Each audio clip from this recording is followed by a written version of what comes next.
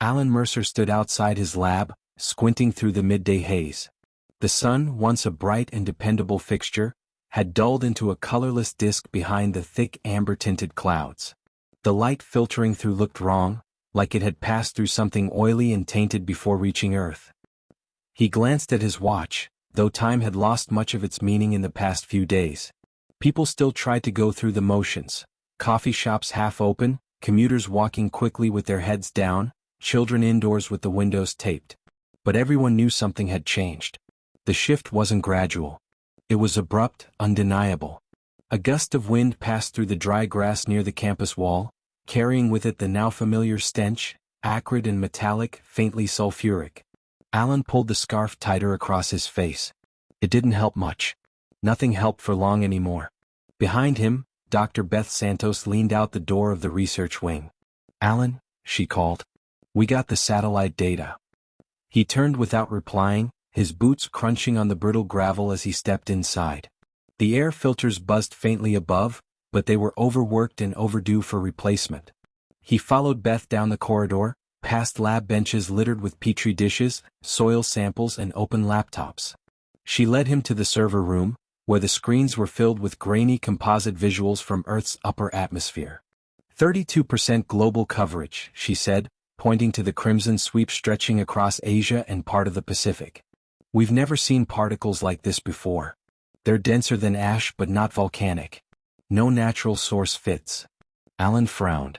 "Show me the spectral breakdown." Beth tapped a few keys. Molecular structures flooded the display, spinning slowly as the software processed emissions data. "Complex synthetics," Alan muttered. "Polycarbons bonded with nitrogen-heavy compounds?" Beth nodded. "Exactly. These weren't made on Earth." There was a moment of silence as that fact settled between them. Alan stepped closer to the screen, watching the chemical structures rotate. "Whoever made this," he said, "built it to last in the atmosphere. It isn't dispersing.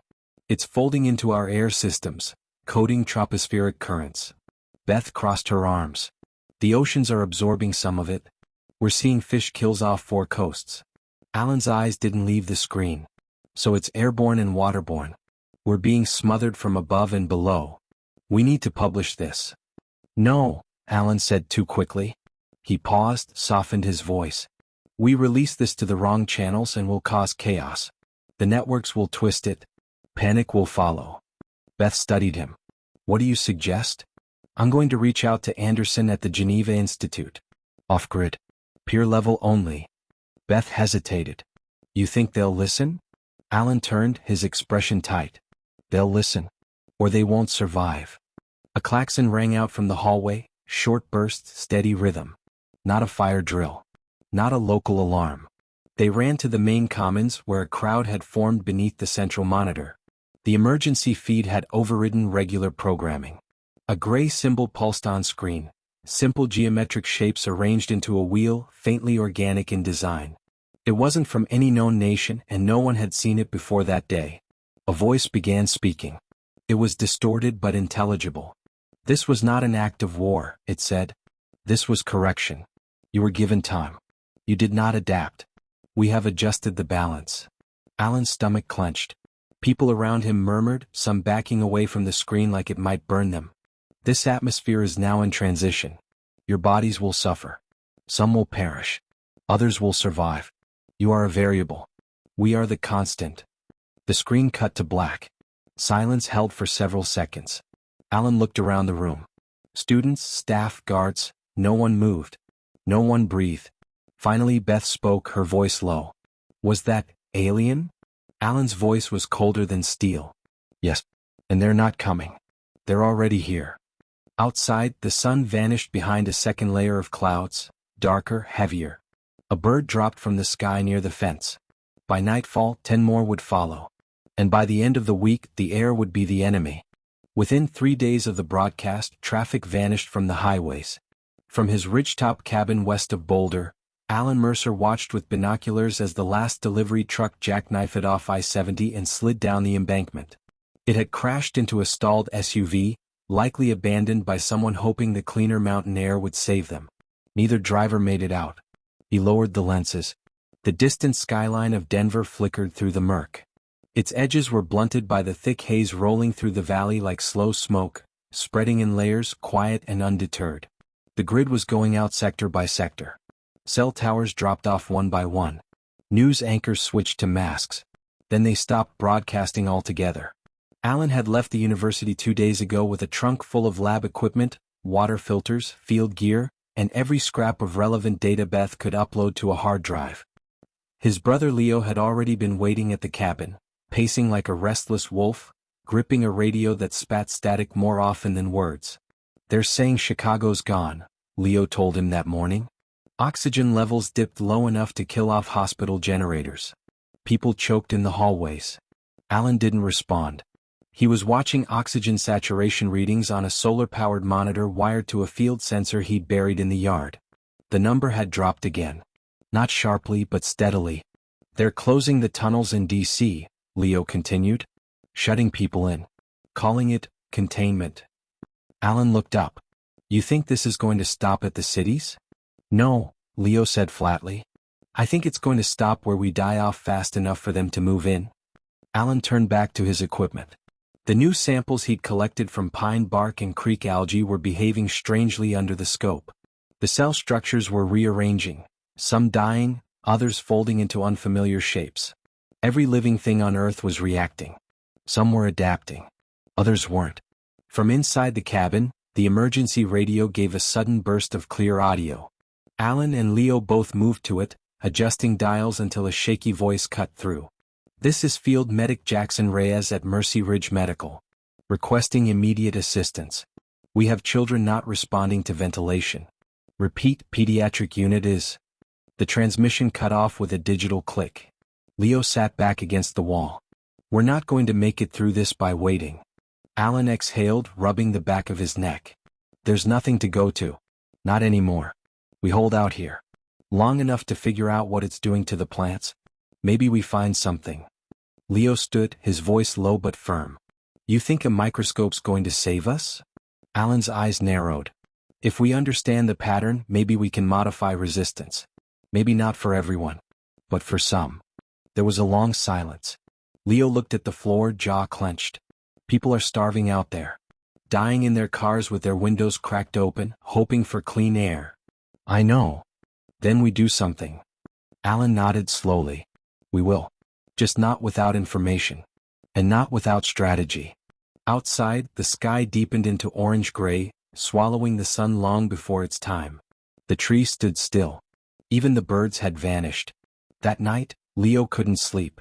He walked the perimeter with a flashlight in hand, tracing the same path around the cabin every hour. Alan sat by the monitor well past midnight, watching the numbers slide lower and lower. Then something new appeared. A spike in atmospheric microspore activity. Not from pollen. Not from Earth. He stared at the screen. They weren't just poisoning the air. They were seeding it.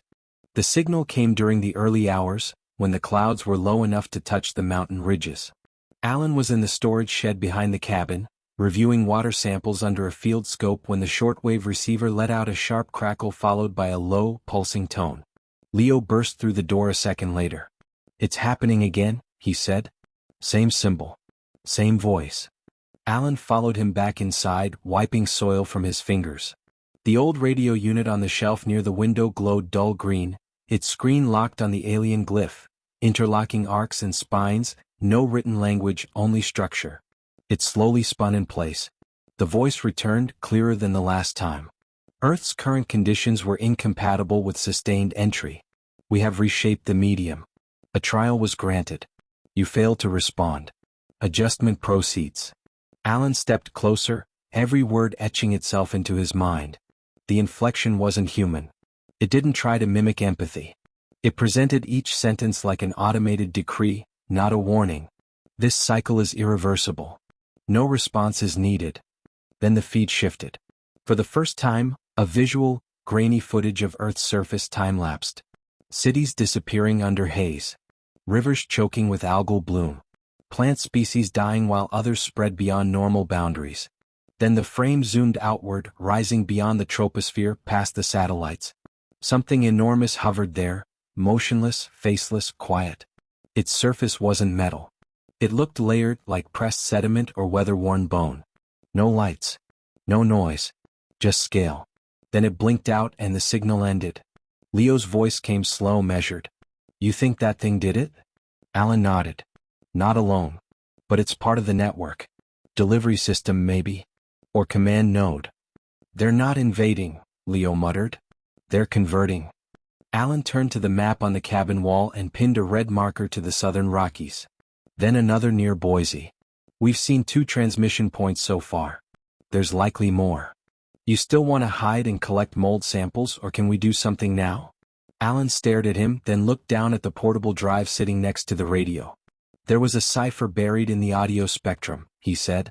Beth embedded a listener into the receiver last time. It's triggered now.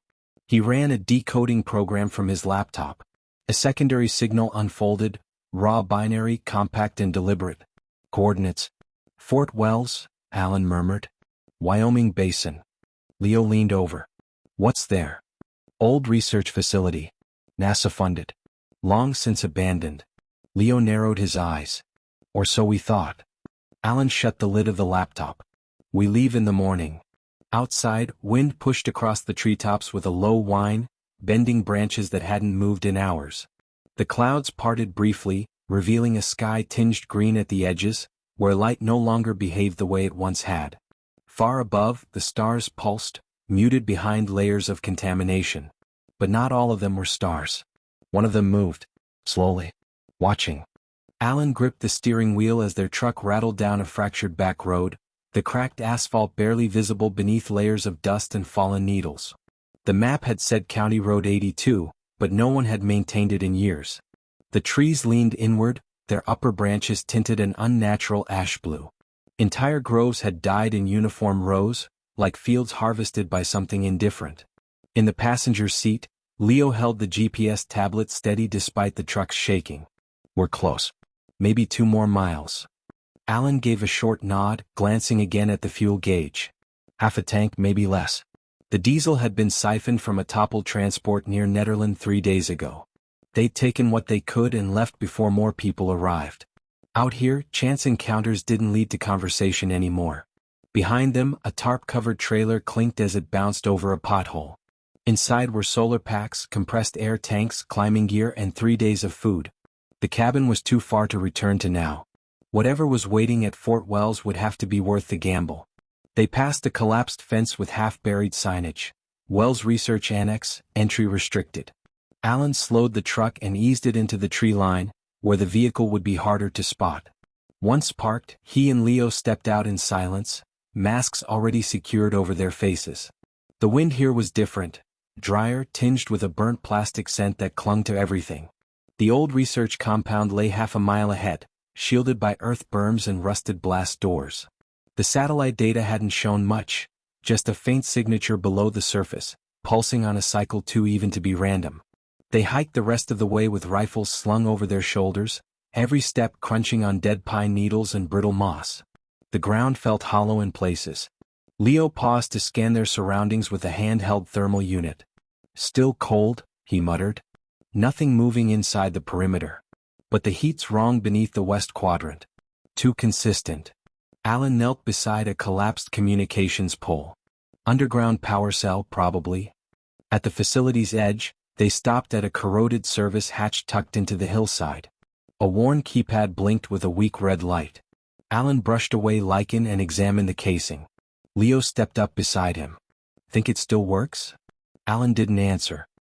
He reached into his coat and pulled out a worn metal tag. Beth gave me this old passcode token. She said it was used in the last known field deployment tied to this sector. He tapped the token to the reader. A click.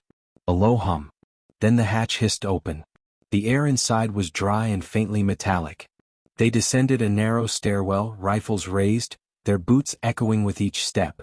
The lights flickered once, then stabilized, pale strips along the walls that pulsed faintly, like a living pulse artificially restrained. The corridor widened into a control room. Terminals lined the far wall, covered in dust but still functional. A holodeck flickered in the center, displaying a 3-dimensional rendering of Earth's upper atmosphere in real time. What is this? Leo asked quietly. Alan stepped forward. Live atmospheric telemetry. But this isn't ours. He pointed to the overlay, dozens of curved vectors running through the ionosphere intersecting at geometrically perfect points. None of them matched Earth's standard satellite patterns. He accessed the archives. The last user login was timestamped 2 weeks before the first sky darkened. And the access ID wasn't human. A faint static crackled over the intercom, followed by a new voice, calm, synthetic, but unmistakably conscious. You have entered a restricted conversion site. Identification required. You are not listed. Leo raised his weapon. Alan. Alan slowly lowered Leo's rifle. Don't. Let it talk. The voice resumed. This location is a monitoring outpost. Primary interface node is located beneath sublevel 3. Exit is optional. Leo frowned. What does that mean, exit is optional? Alan's jaw tightened. It means this place isn't just watching Earth. It's managing the transition. A quiet beep signaled a new prompt on the terminal.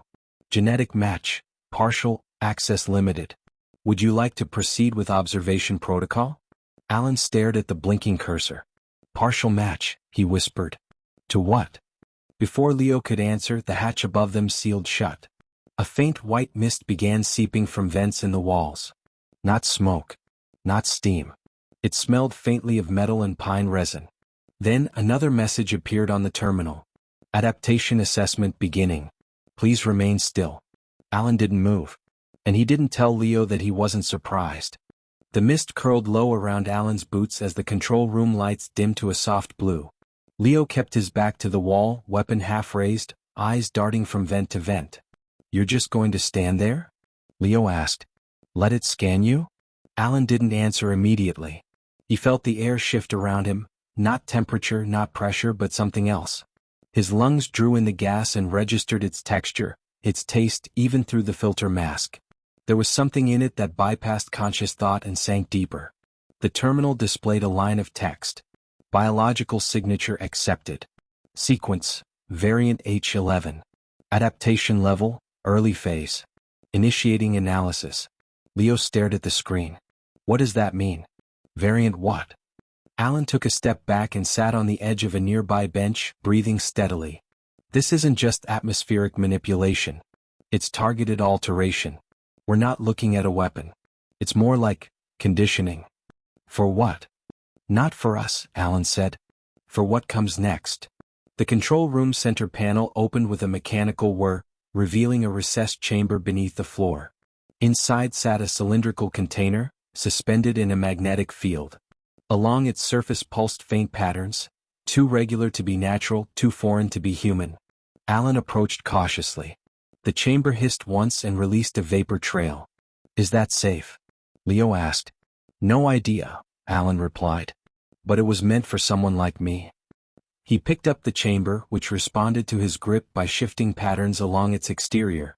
A thin seam opened, revealing an array of spindled filaments, each ending in what looked like a droplet of clear liquid suspended in stasis. The screen flickered again. Genomic primer loaded. Recipient confirmed. Sequence origin, anthropoid baseline, external modulation, generation 1. Alan's jaw clenched. It's already started, he said. They've been testing. Seeding parts of the population. This isn't universal. It's selective. Leo paced behind him. You're saying the poison's only lethal to some people, and beneficial to others? Alan nodded. Exactly. They're rewriting us. Not just forcing adaptation, choosing who adapts. Leo's voice was low. That's eugenics. On a planetary scale. Alan looked at his hands. The old scars from field injuries were fading faster than they should. His lungs felt stronger. He hadn't needed his inhaler since last week, and only now did he realize it. I think I'm already changing, he admitted. Not visibly, not yet. But the markers are there. You think this was why you survived Denver? Leo asked. Why your blood readings came back different? Partly, Alan said. But I wasn't born with it. Something triggered the shift. The chamber's final message appeared. Directive. Isolate successful strains. Preserve carriers. Remove contaminants. Leo's grip on his rifle tightened. What does that mean, Remove contaminants? It means the gas wasn't step 1, Alan replied. It was step 2. Step 1 was cataloging us. Step 3 is erasure. From a far hallway came the low rumble of mechanical movement. Nothing fast, nothing loud, but unmistakably near. Alan closed the chamber and slung it into his pack. We need to leave. Now. They moved fast back up the stairs toward the surface hatch. The mist had faded. The lights along the stairwell flickered as they passed, one by one dimming behind them. As they neared the top, the door unlocked with a hiss, not from the keypad, but by remote trigger. Outside, the clouds hung lower than ever, touching the tips of trees with their weight. Leo stopped just past the tree line, looking over his shoulder. What do we do with that thing? He asked, nodding toward Alan's pack. Alan didn't look back. We don't destroy it, he said. We understand it. He knew now why his genome had pinged as a partial match. Someone, or something, had left a key embedded in humanity a long time ago. And someone like him was meant to find it. They made it back to the cabin before nightfall, but something had shifted during their absence. The mountain air felt heavier, not from pollution or moisture, but from absence. No birds, no insects, not even the wind through the pine. Just silence and the faint mechanical whir of Alan's solar unit spinning its last few rotations in the failing light. Alan unpacked the sealed genetic chamber and set it on the workbench beside his microscope and filtered samples. Leo stood near the hearth, arms crossed, watching. You're not the same, Leo said. Alan didn't look up. No one is. I'm serious. Leo stepped forward. You're breathing deeper. You haven't coughed once since we got back. And your hands? They used to tremble. Alan slowly opened one of his palms. The faint tremor he'd carried since the university collapse was gone. I think the adaptation chose me, Alan said. Or I was already close to whatever the system was calibrated for. Leo shook his head. That's not something to be calm about. You're saying it rewrote you. Your body isn't yours anymore. Alan straightened. It's still mine. But it's responding to something. And maybe that's the only reason we've lasted this long. Leo stepped back. So what, now you think this is a good thing? No. But it may be necessary. They stood in silence, the crackle of the fire the only sound between them. Outside, the last of the day's light faded into a sickly amber hue above the ridgeline. I've been listening, Leo said at last. Shortwave channels. There are other pockets of survivors. Groups forming all over the country. Some scavenging, some moving east. But a few? They're organizing. Organizing around what? Alan asked. Leo's voice lowered. Around resistance. They've seen what this gas does, what it's doing to people. Some are mutating. You're not the only one. Alan's brow furrowed. You talked to them? Not directly. But I heard their message. They're calling it the Purity Directive. Anyone who's changed is considered compromised. Alan stepped away from the workbench. You're telling me there's a purge coming. I'm telling you they'll come for people like you. People who breathe easier now. People who recover faster. They see it as infection. Alan walked to the window and looked out at the darkened treetops. We knew this would fracture people. Some adapt. Some resist. The line was always going to be drawn somewhere. Then where do you stand? Leo asked. Alan turned. On the side that survives. The silence stretched again, colder now. I'm leaving, Leo said finally. At first light. Alan didn't argue. He saw it coming. There's a group heading north, Leo continued. They've secured a hydro station, clean air system, food stores. They're not taking any carriers. But I'm not one of them yet. Alan nodded. Be careful who you follow. Leo paused at the door. Be careful who you become. When the door closed, Alan sat alone beside the chamber, its surface now faintly glowing under the lab light. He placed his hand over it. Inside the device, something shifted. Outside, the night pressed close and Earth's quiet collapse continued without pause. 2 weeks after Leo's departure, Alan followed a string of faint relay signals to the edge of what used to be Pueblo. Much of the city was scorched or buried under ashfall. Power substations collapsed, neighborhoods swallowed by soil instability. Still, beneath the wreckage, an encrypted frequency continued broadcasting every 20 minutes. Safe shelter. Oxygen stable. Entry available.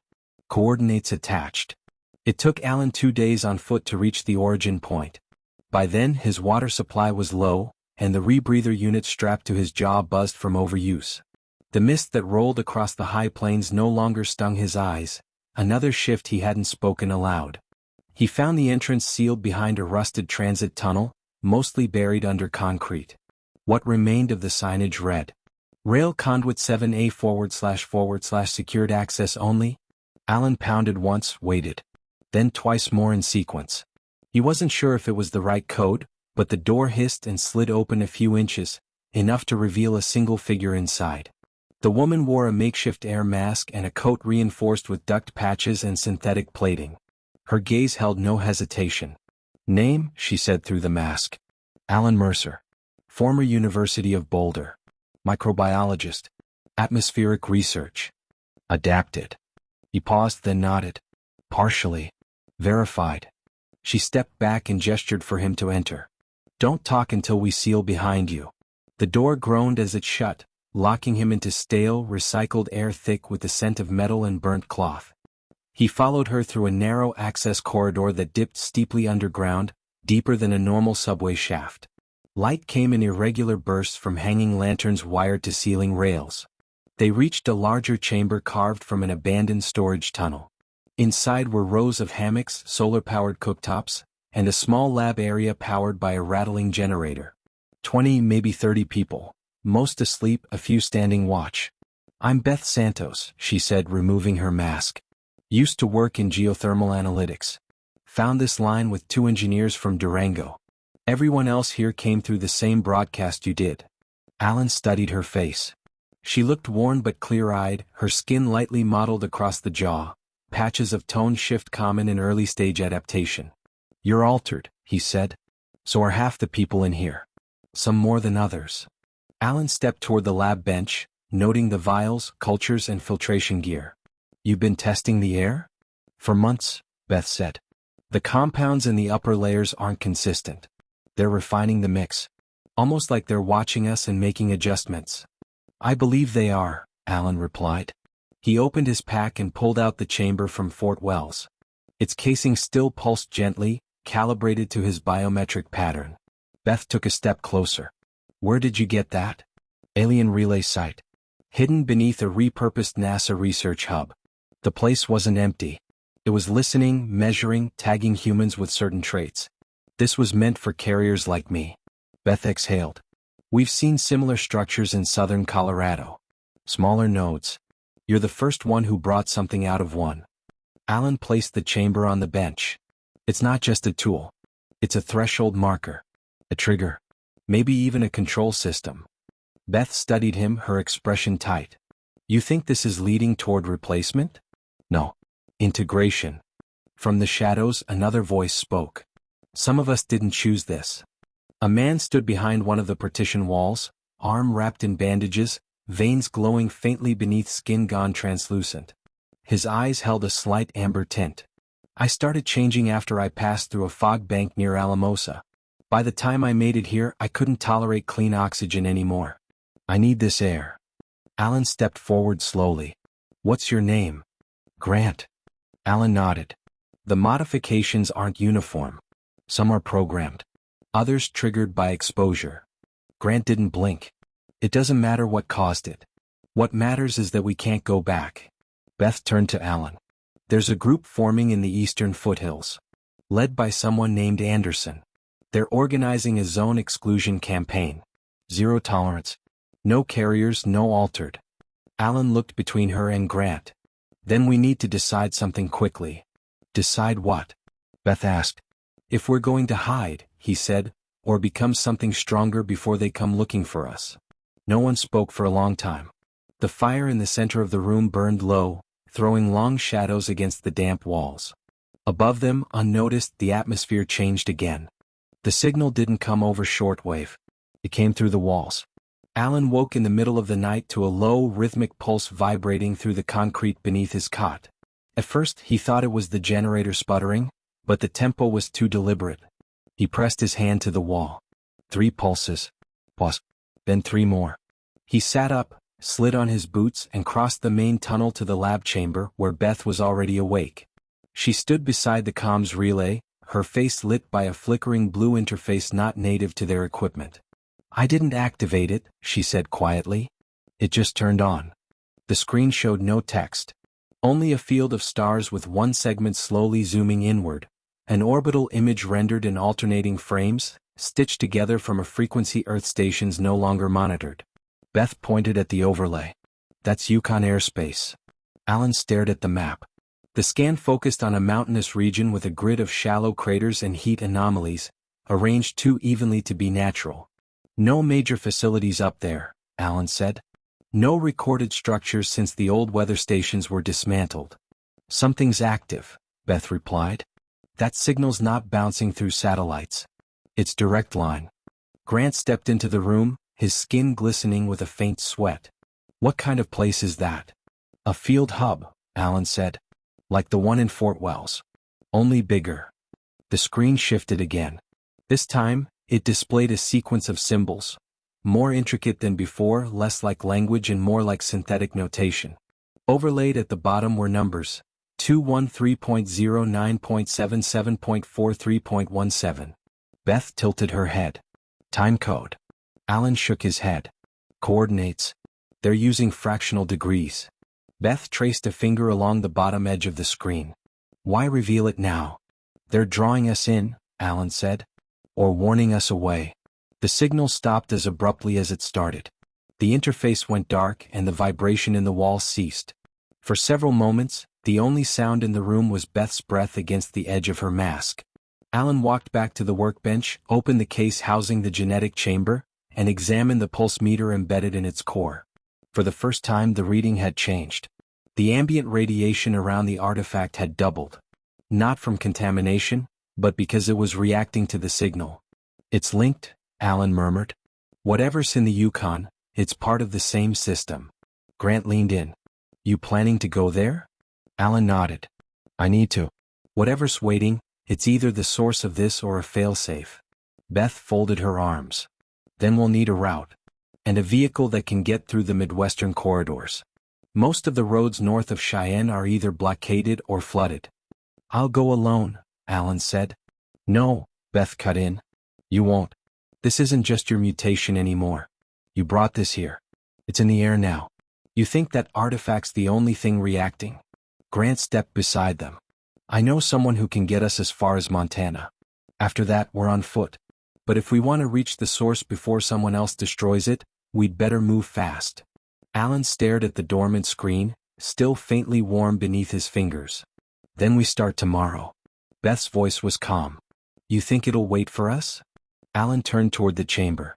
"I don't think it ever stopped watching." Outside the bunker, the wind shifted across the surface, dragging fine strands of dust across abandoned railways. And far to the north, in the remote folds of the Yukon Range, the earth stirred above something ancient and waiting. The air in the Yukon tasted like steel. Alan crouched at the ridge's edge, peering down through his scope at the valley floor.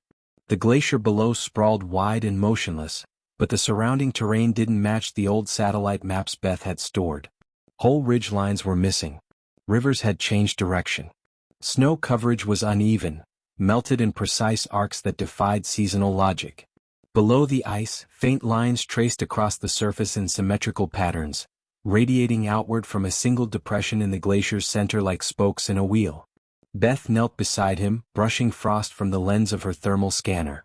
"That crater's not natural. Depth spikes sharply and the base radiates heat." Alan adjusted the focus. "Too warm for this altitude. It's hollow underneath." Grant's picking up a low-band frequency. No voice. Just resonance. Alan nodded. "Same pattern we recorded underground in Fort Wells. This one's louder." Behind them, Grant and a small scout team secured a path down the slope. Most of them wore rebreathers, though Alan hadn't needed his for days. Beth noticed. He saw it in the way she glanced at him whenever the temperature dropped and he didn't flinch. They moved cautiously toward the crater's edge. The wind rolled down from the mountains in gusts, stirring loose snow but never disturbing the crater itself. It remained still. Too still. Alan approached the center, where a jagged split ran along the glacier's floor. Steam rose faintly from the crack, warm against the bitter cold. The chamber in his pack vibrated once, lightly as if sensing proximity. There's something alive down there, Grant muttered, eyes narrowing. Not moving, but aware. Alan knelt beside the crack, drawing out a probe no thicker than a pencil. He slid it gently into the fissure. A screen on his wrist lit up, displaying internal readings. Pressure drop, elevated trace elements, barium, titanium, carbon nanotubes. Structures. Engineered. There's an entrance, Alan said. Maybe sealed. Maybe waiting. Beth crouched beside him. They could have buried it on purpose. Locked it away. Or they built it to survive the purge. One of the scouts, a wiry man named Foster, waved them over. Found something. They followed him 20 meters west, where the ice dipped into a natural alcove. A dark panel jutted from the ice wall, smooth as polished glass, untouched by frost. Beth reached out, but Alan stopped her. Let me. He placed his bare palm against the surface. For a moment nothing happened. Then a line of light traced the outline of his fingers. Access granted, Phase 3 protocol ready. A seam opened. Warm air rushed out. Beth stared into the darkness beyond the threshold. That's not a cave. Alan secured the chamber at his hip. It's a hatch. They descended slowly. The interior corridor was dry, metallic, and lined with channels of dim blue light that responded to their presence. Every surface felt as though it had waited centuries without corrosion or dust. The layout wasn't human. Angles bent just slightly wrong, corners too sharp or too fluid to follow architectural norms. Halfway down the passage, a voice echoed around them, neutral, synthetic. Carrier recognized. Assimilation chamber calibrated. Genetic divergence stable. Grant looked uneasy. It knows you. Alan didn't respond. His pulse was steady. His body felt lighter. The air inside the structure was easy to breathe. More than that, it was invigorating. Beth whispered, "They built this for someone like you." Alan reached the final chamber. Inside, tanks lined the walls. Human figures floated within, men, women, children. Alive or something close. Their skin bore faint bioluminescent threads. Their eyes were closed, breathing slow. "They're in suspension," Beth said. "But they're not all altered." "No," Alan said. "Some of them are still changing." The voice returned. "Cycle near completion. Carrier input required." Grant stepped forward. "Input for what?" Alan approached the central console. Its surface shimmered as it responded to his proximity, displaying an interface of shifting layers, data, visualizations, something like decision trees. "It's asking me whether to initiate release," Alan said. Beth's voice turned sharp. "Release them? Into what?" Alan glanced at her, eyes unreadable. "Into what comes next." The facility stirred. Outside, the glacier groaned. And deep within the valley, something far older than any human machine waited for its final signal. The core chamber pulsed like a low heartbeat. Alan stood on the central platform, surrounded by gently rotating columns of light. Thin threads of data wove between the spires, pale filaments dancing between translucent frames, each one tracing a path through a web of cascading figures and models. The interface had no clear language, but Alan understood it. Not because he read it, but because it responded to his thoughts. Beth stayed at the chamber's edge, eyes wide but calm. Grant stood a few paces behind her, hand on the grip of his rifle, as though instinct alone could prepare him for what he didn't understand. Alan turned back toward the interface. The console had expanded, revealing diagrams of Earth's atmosphere, layered filters, molecular concentrations, energy fluctuations over time. A central node blinked slowly beneath them all. Phase 3, stabilization in progress. Another window emerged, chosen vectors identified. A single word sat beneath it, human. Grant spoke first. "What is this place?" Alan responded without looking back. "A relay. Not just for data. For species transfer." Beth stepped forward. "You mean colonization?" "No," Alan said. "It's more surgical than that.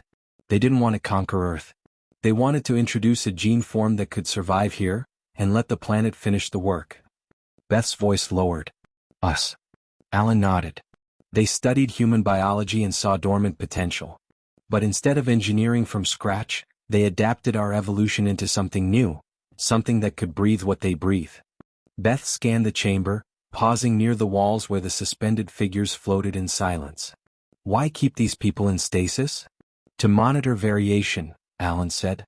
We're not all reacting the same way to the atmospheric changes. Some mutate. Some die. Some survive in ways that match their blueprint. Grant's voice echoed across the room. And you're saying you match it? Alan turned. I'm saying I was built close enough for their systems to respond. But I wasn't the only one. They seeded the activation across thousands. Maybe more. From the wall, another set of lights flared. The suspended figures began to shift. Slow movements, subtle at first. A hand flexing. An eyelid twitching. Beth stepped closer. Are they waking up? A chime sounded across the platform. The voice returned, calm, artificial, impossibly ancient. Phase 3 nearing activation threshold. Core relay synchronizing with planetary grid. Carrier, final override available. The console pulsed beneath Alan's hands. Beth stepped beside him. If you trigger that, what happens? Alan looked at the display, rows of planetary overlays, genetic maps, biochemical flows. All connected to one central function, release. It unlocks the adaptation process, Alan said. No more passive mutation. It accelerates the transformation for anyone carrying the latent sequence. Their bodies will finish what the air started. Grant stared. You're talking about rewriting humanity. No, Alan said, his voice steady. I'm talking about finishing what's already been written. Beth's face tightened. If you do this, there's no turning back. Alan studied the chamber. The figures. The systems. The waiting silence behind the machine's mind. They gave us a choice, he said. But only if someone was ready to make it. He reached out and placed his hand on the final panel. A light passed through him, neither heat nor cold. Just a shift. Like stepping from one side of history to the next. The console dimmed. Override accepted. Phase 3 activated. Deep beneath the glacier, the facility came to life. The sleeping began to wake. Outside, the sky thinned, not cleared, not healed, but altered. The air shimmered with unseen architecture. Something had been set in motion. And the Earth, once ours alone, was no longer the same. Alan awoke on a flat, white surface. There were no walls, no ceiling, no sound, just light. Diffuse. Endless. He stood slowly, unsure when he had fallen unconscious or if he had ever been conscious at all. His breath flowed easily. The air here wasn't air, it simply was. Then it began. Not a voice. Not an image. A memory that wasn't his. He stood beside a cliff overlooking a violet sea, beneath 2 moons that rotated slowly across the sky. He could feel the warmth of the breeze, the mineral-rich scent of coastal wind. Creatures moved across the water in formations that mirrored constellation maps he'd seen in Earth's night sky. But he had never been here. The memory shifted. He now stood in a chamber of translucent arches, surrounded by figures that resembled no species in any known classification. Their forms shimmered, not from transparency but from undecided structure, constantly folding and unfolding. They observed him, though they had no visible eyes. Not alien, not exactly. More unaligned. The understanding came not from language but from structure, sequence, reaction, pattern. Meaning built itself directly into Alan's mind, bypassing words entirely. We tried elsewhere. We failed. Your species was not the first. It was the first that survived. Another scene, barren plains covered in ash. Structures half-formed, ecosystems that died before they could mature. Alan realized he was seeing failed attempts. Worlds altered too quickly or chosen too soon. Earth resisted longer than predicted. It also adapted faster than expected. The images collapsed into streams of data, not numbers but sensation. Evolution as a form of pressure, choice shaped by constraint. The alien entities had not merely visited Earth. They had filtered through it, waiting for specific sequences to rise from the noise of mutation. Alan felt them watching, not as invaders, but as caretakers of a vast process far older than any empire. They were archivists of biology, shepherds of viable futures. We do not overwrite. We present conditions. You emerge or you do not. Then came the final image, Alan standing in a field of dry grass under Earth's filtered sun, surrounded by others, some altered like him, some still human. A convergence. Not war. Not peace. A third state. Unstable. Uncertain. The vision faded. He gasped and opened his eyes back inside the core chamber. The lights were dimmer now, focused around the central array. Beth crouched nearby, scanning his vitals. Her expression eased when she saw movement. "Alan?" He nodded slowly. "I saw them." Grant stood just behind her, wary. "You were out for almost 3 hours." Alan sat up, still grounded by what he had experienced. "They don't speak like we do. They encode meaning and structure. Sequence. Reaction. The chamber didn't just trigger a system, it triggered an interface. With me." Beth leaned forward. "And what did they say?" Alan's voice was quiet. "We were chosen because we fit. Not in dominance. Not in superiority. But because we endured. They tested other worlds. Ours didn't break." Grant frowned. "So this was never conquest?" "No," Alan said. "It was an offer. And a test of threshold." Beth stood. "And what happens now?" Alan looked at the chamber. Then at the sleeping figures beginning to stir in the stasis pods. "Now we find out how many of us can carry this forward.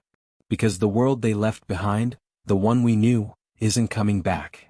And for the first time, Alan understood that adaptation was not survival alone. It was inheritance. The ascent back to the surface was silent. The tunnels hummed faintly behind them, still active, still watching. Alan led the way. Beth followed with a cautious eye on him, and Grant kept his weapon lowered but ready. When the hatch opened to the frozen valley above, the sun had dropped low on the horizon, casting long shadows across the fractured ice. But the cold didn't bite the way it used to. Alan felt no stiffness in his fingers. No frost gathered on his face. His body had changed again. They walked in silence until they reached the ridge where the snow thinned into scree and fractured stone.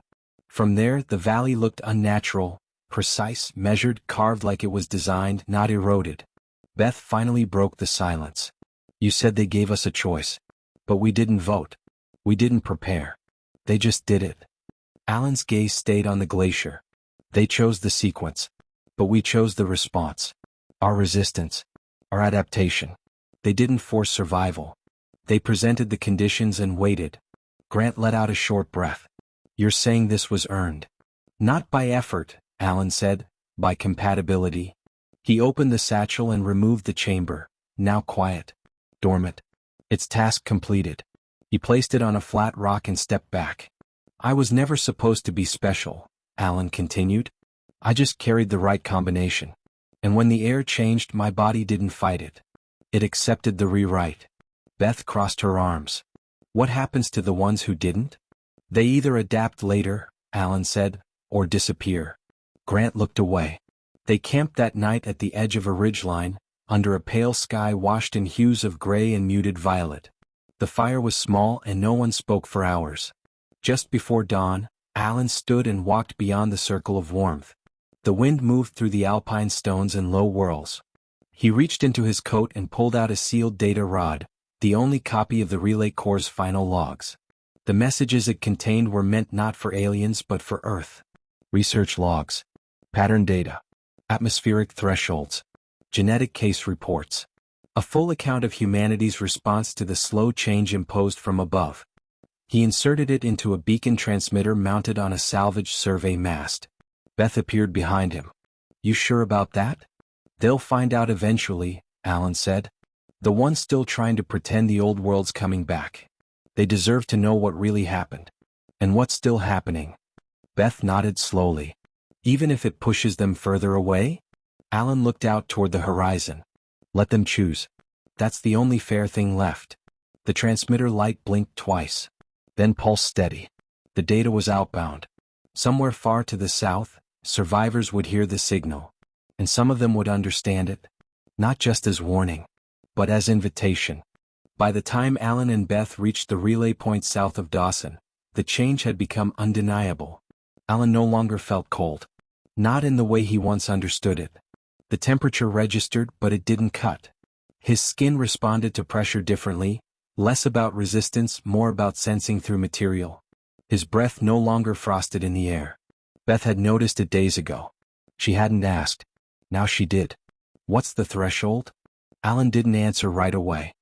He scanned the trilene as the last of the supply crates were offloaded from the skiff they'd scavenged at the river crossing. He wasn't hiding anything. He simply didn't have a precise number. There's no line, he said. Not one you can see. Only what you stop needing. Beth sat beside him on a stone ridge. Her gloves were stiff with frozen soil. You still sleep less than the rest of us. Still recover faster. But you don't act like it gives you an advantage. Alan kept his eyes forward. Because it doesn't. Beth waited. Alan finally continued. It just gives me a reason to be alone. She looked down. You're not alone. He didn't reply. Below the ridge, Grant coordinated with two other scouts, Felix and Nadia, while they secured the comms beacon on an old weather tower. They had been tracking dozens of shortwave signals bouncing between survivor enclaves. Several were fragmenting under pressure from the purity groups, militia factions enforcing strict quarantine on anyone displaying symptoms of mutation. Alan had listened to one broadcast 2 nights ago. A woman crying, voice distant through static. They're not sick, she said. They're just different now. That doesn't make them wrong. The next message had come from someone else. The building was cleared. No survivors left. That was the last thing they heard. Now, on the open ridge, Alan removed his rebreather for the last time and dropped it into a rusted wash basin beside the camp. Beth watched in silence. His breath stayed even. He stood tall. Then slowly he removed one glove. The skin beneath had changed. Not reptilian. Not metal. Not alien in form. But smoother, denser. Light no longer reflected in the same way. The veins beneath were laced with fine lines, almost circuit-like, visible only when he moved. Not glowing. Not theatrical. Just efficient. Beth didn't flinch. Does it hurt? No, Alan said. But I remember how it used to feel. That's what keeps it grounded. Will it keep going? I think so, he said. But only if I keep moving toward the signal. She looked toward the comms beacon. You think there's more? There's always more, he said. They didn't just alter the atmosphere. They planted a path. I followed most of it. But not all. Beth turned to him. And what happens when you reach the end? Alan glanced at his hand. Then I find out if I'm still human. Or something new that has to redefine the word. They sat in silence. Behind them, the beacon pulsed. Alan felt the vibration before he heard the engine. It was early morning. Thin mist clung to the scrub near the comms station, where Felix had taken watch. The sun hadn't broken through, but the air carried heat from deeper currents now, faint waves rising from below-ground shifts Alan could sense in his bones. He was halfway through organizing samples near the shelter wall when Felix shouted from the ridge. Vehicle coming from the east. Fast. Beth emerged from the tent with her rifle, Grant close behind. Alan moved toward the lookout calmly, peering through the scope mounted on the weathered observation frame.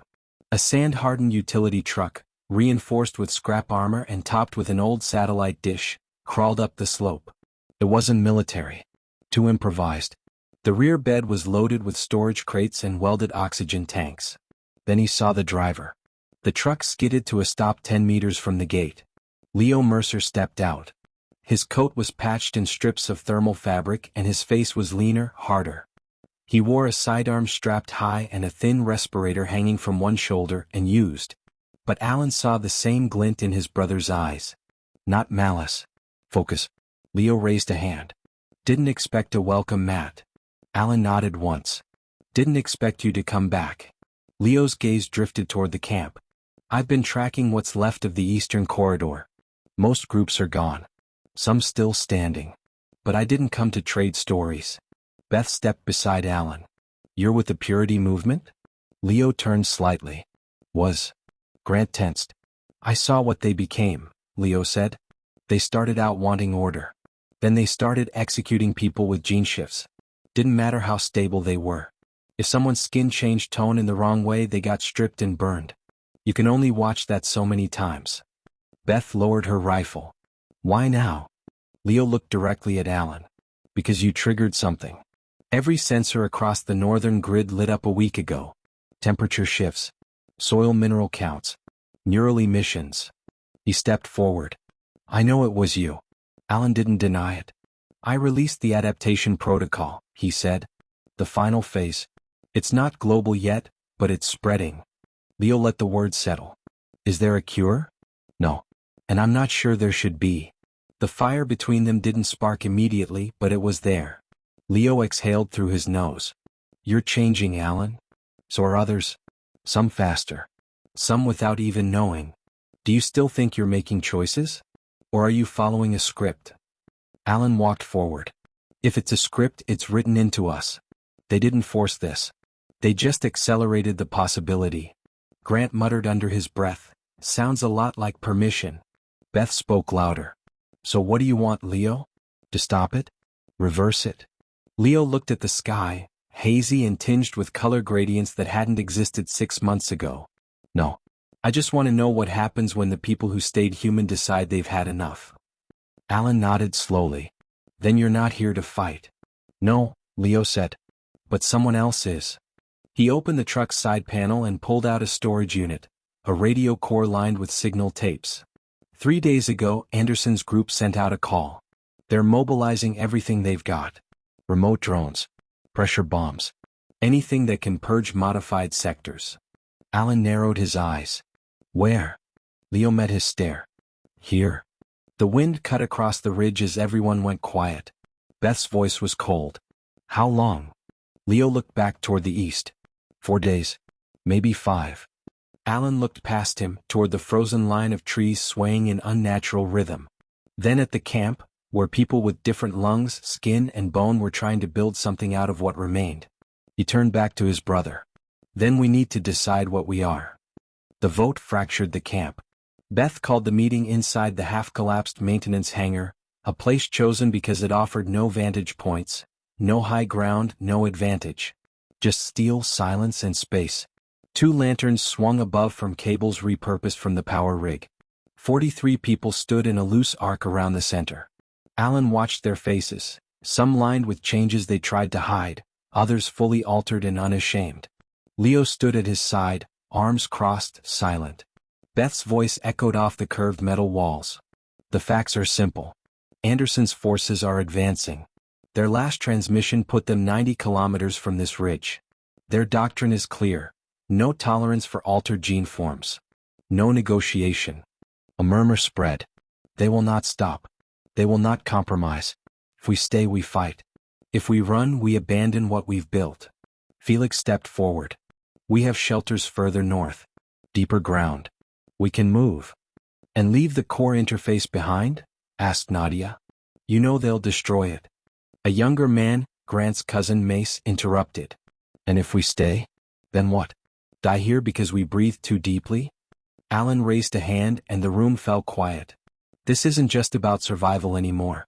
The adaptation is progressing. Faster now. Some of you already feel it. You've changed. You're stronger, quicker to heal, more in sync with the environment. You think that's coincidence? No one answered. Alan continued. This was never a war between humans and invaders. It's between 2 futures. One that clings to what we were, and one that steps forward. Leo's jaw tightened. And who decides which is right? Beth answered, stepping beside Alan. No one gets to decide that alone. But if Anderson reaches this place, they'll erase the possibility of either future. They don't want peace. They want control. Felix turned to Alan. Then what's your plan? Alan looked around the circle. We defend the core. Not for ourselves. For what it represents. Mace scoffed. You're saying we fight them? With what? A few rifles and a short-range transmitter. We won't win through force, Alan said. We hold them long enough for the secondary signal to propagate. The artifact wasn't just a relay. It's a catalyst. If we keep the core running, the transformation becomes irreversible. He paused. Anderson knows that. Leo stepped forward now, voice low but clear. You'll lose people. Alan nodded. We already have. For a long moment, nothing moved. Then Beth spoke. We divide into 3 teams. Core security, perimeter scouts, and fallback medics. Everyone gets a task. If you can't fight, you fortify. If you can't fortify, you support.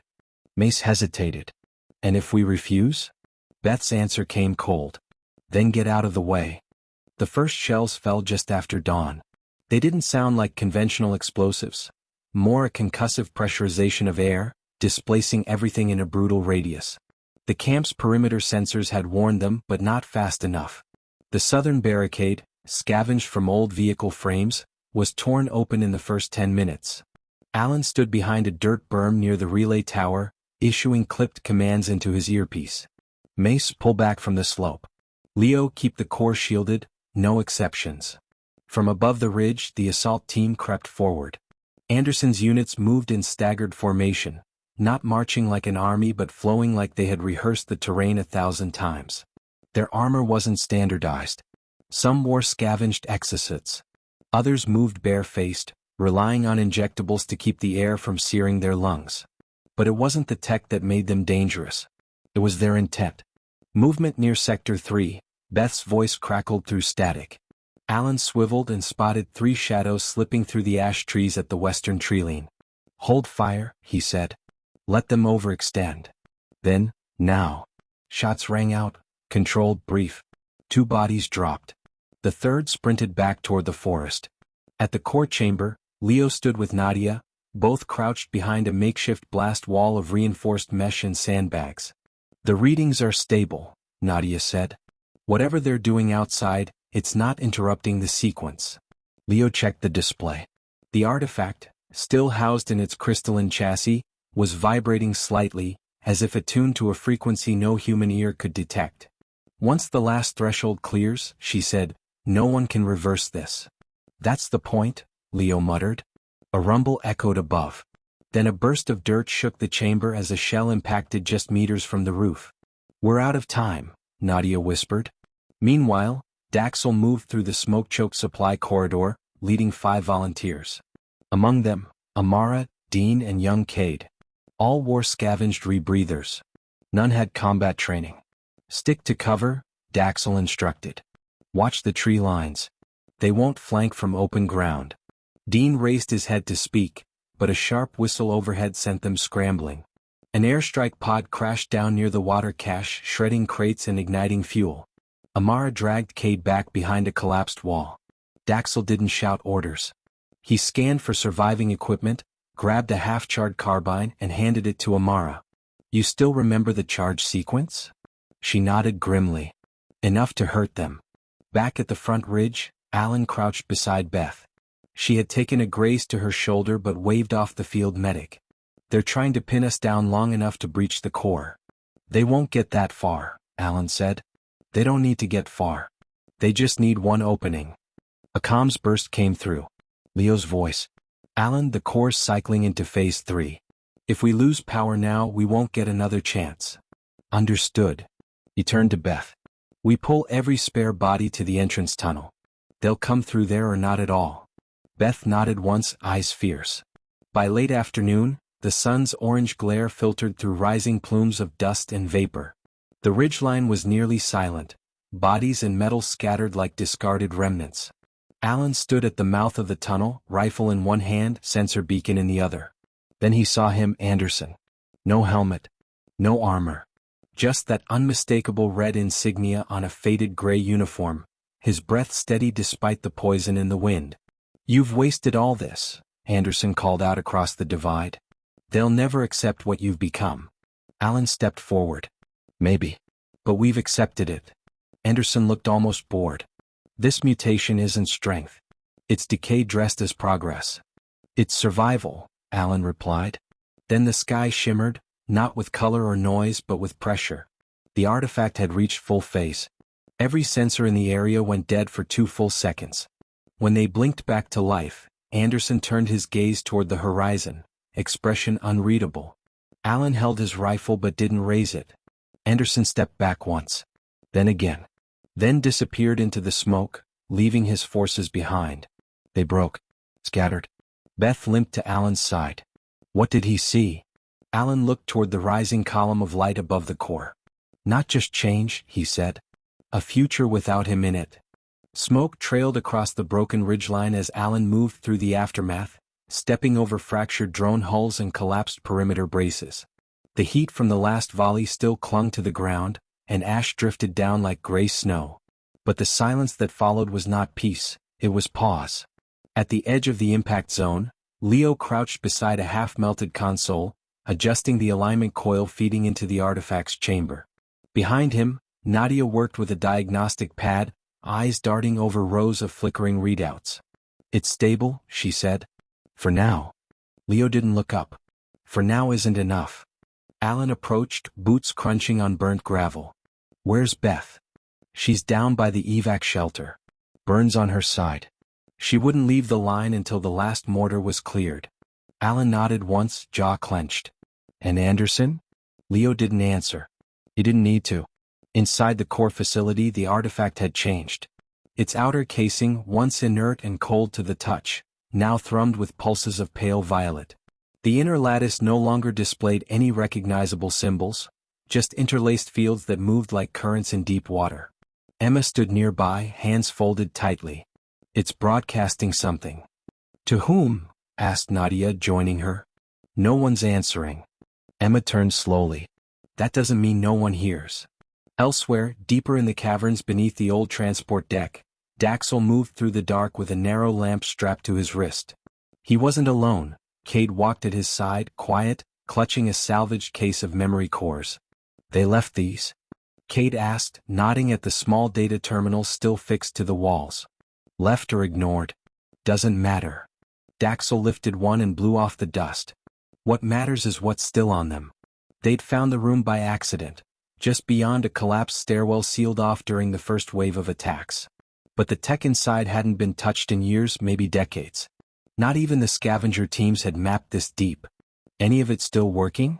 Cade asked. Daxel flipped a panel. A soft blue light flickered to life, and rows of stored interface logs scrolled into view. "Yes," he said. "And not just logs. Flight paths, coordinates, atmospheric data. From before the sky changed." Cade stared at him. "You mean before the air started killing us?" Daxel gave a slight nod. "And maybe, how to reverse it." Back on the surface, Beth leaned against the interior wall of the triage tent. Her side was wrapped, her breathing shallow but steady. Across from her, Amara stitched a tear in her own rebreather mask. "They're not coming again, are they?" Beth asked. Amara paused. "Not like that. If Anderson understood what activated here, he knows brute force won't help him now." Beth winced and adjusted her position. "Good. I'm tired of watching children fire rifles." "They're not children anymore," Amara said. "Not since the towers fell." Beth didn't answer. She didn't need to. That evening, clouds rolled in from the eastern plateau, low and strange. Not the thick chemical layers of before, but finer, cooler, with threads of silver mist trailing behind them. The scent in the air was unfamiliar, cleaner but not natural. Alan stood beside the entrance to the command vault, staring upward. Leo joined him. "You see it?" Alan asked. Leo narrowed his eyes. "I don't know what I'm looking at." "Maybe that's the point." Behind them, the lights in the valley blinked on, first one then dozens. A new network coming alive, not from legacy systems but from the artifact itself. As if it had made a choice. Broadcast range just expanded. Nadia's voice came through the comms. "Something's reaching past orbit now. This isn't local anymore." Alan closed his eyes briefly. "So whatever comes next, they'll know." "They already do," Leo said. And above them, the sky began to change, slowly, subtly, reshaping itself with patterns the old world never taught them to recognize. It was no longer just survival. It was inheritance. The sky no longer shimmered with chemical haze.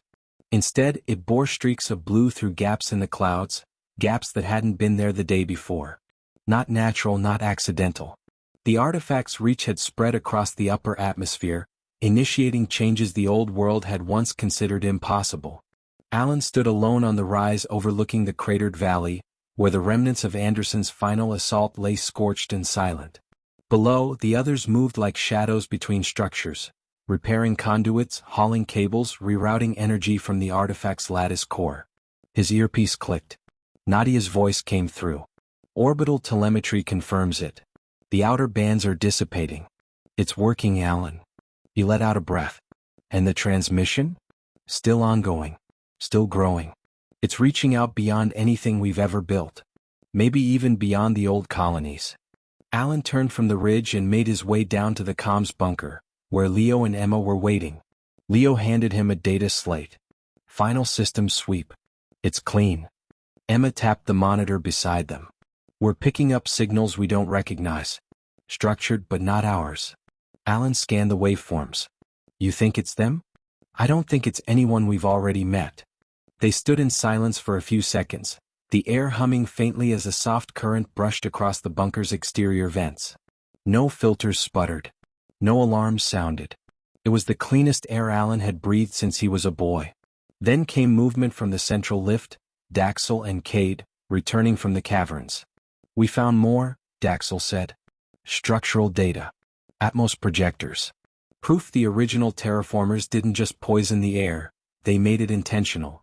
Cade opened a hardened case, revealing rows of etched crystal cartridges. This is the correction protocol.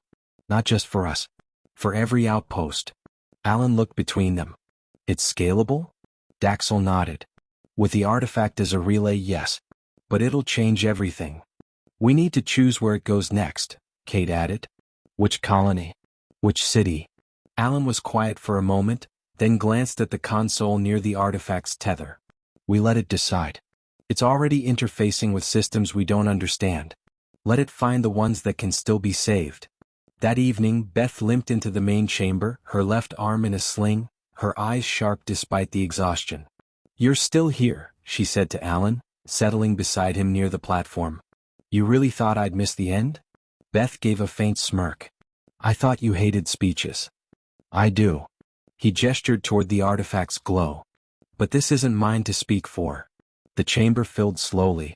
Children, engineers, scavengers, fighters. Those who'd made it through when they had every reason not to. Emma tapped a final key. The lattice brightened, casting the room in soft violet light. A gentle tone filled the air, not music, not language, but rhythm. A message, Alan realized. Not to dominate. Not to warn. Just a pulse that said, we're still here. Emma looked up at him. It's done. No, Alan said. It started. From orbit, the artifact's signal moved like ripples across the planet's thermosphere. Beyond the orbiting ruins of ancient satellites, beyond the reach of dying communication arrays, it stretched into deep black. Somewhere far beyond Sol, something shifted. An object, a vessel, a station, turning toward Earth. They had heard. But this time Earth had something to say. And the ones who remained had learned to breathe again.